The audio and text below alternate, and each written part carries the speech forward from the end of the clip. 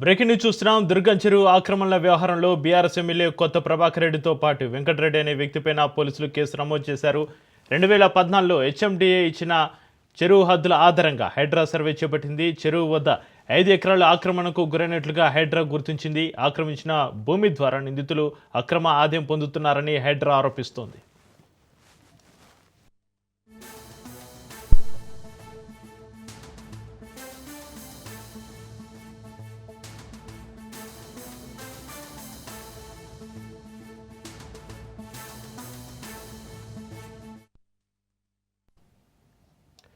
దుర్గం చెరువు ఆక్రమణ వ్యవహారంలో బీఆర్ఎస్ ఎమ్మెల్యే కొత్త ప్రభాకర్ రెడ్డితో పాటు వెంకటరెడ్డి అనే వ్యక్తిపైన పోలీసులు కేసు నమోదుకు సంబంధించి మరింత సమాచారాన్ని మా ప్రతినిధి పవన్ ఫోన్ లైన్ అందిస్తారు. పవన్,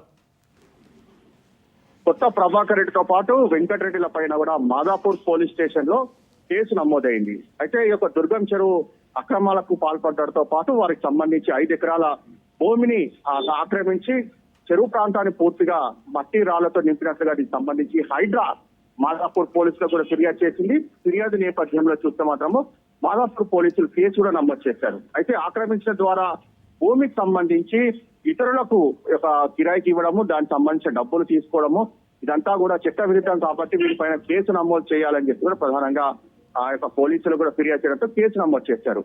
అయితే 2014లోనే హెచ్ఎండిఏ ఎఫ్టీఎల్ ప్రాథమిక నోటిఫికేషన్ కూడా జారీ చేసింది. అక్రమంగా భూమిని ఈ యొక్క కబ్జా చేయడము, ప్రైవేటు ట్రాన్స్పోర్ట్ పార్కింగ్ ఇవ్వడము, ఇదంతా దీనిపైన కూడా హైడ్రా పోలీసులకు ఫిర్యాదు చేయడంతో పోలీసులు కేసు నమోదు చేసి ఇన్వెస్టిగేషన్ కూడా చేస్తున్నారు. అయితే ఫిర్యాదు మేరకు మాత్రము ప్రధానంగా ఇక్కడ నోటీసులు ఇచ్చి విచారించే అవకాశం కూడా కనిపిస్తుంది. Right, thank you Pawan.